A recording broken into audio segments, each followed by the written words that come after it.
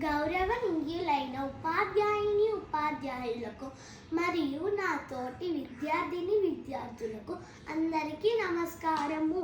నా పేరు జనని. నేను 4వ తరగతి చదువుతున్నాను. ఈరోజు నేను ఉమ్మడి కుటుంబం యొక్క ప్రాముఖ్యత చెప్పబోతున్నాను.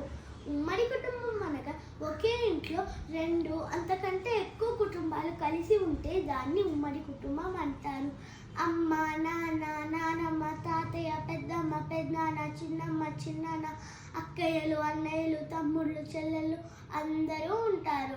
కుటుంబంలో అన్ని పనులు కలిసిమెలిసి చేసుకుంటారు. కష్ట సుఖాలు కలిసి పంచుకుంటారు. ఆప్యాయతలు, అనురాగాలు, పెద్దల సలహాలు, సూచనలు లభిస్తాయి. పిల్లలకు తెలివితేటలు, కుటుంబ విలువలు నేర్పిస్తారు.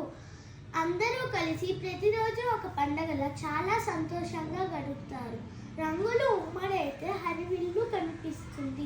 మనసులు ఉమ్మడిగా ఉంటే ఉమ్మడి కుటుంబాలు కనిపిస్తాయి. ధన్యవాదములు.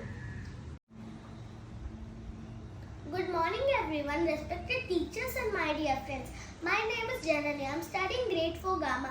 Today I am going to tell few sentences about Indian food. India celebrates a variety of food items. There are many kinds of tasty dishes are made in India. People from all the states make their traditional food. Most of the Indian foods are rich in spices. Street foods of India are very much liked by people. Samosa, momos, pani puri, like that. We Indians use turmeric in our food, which is very healthy for our body.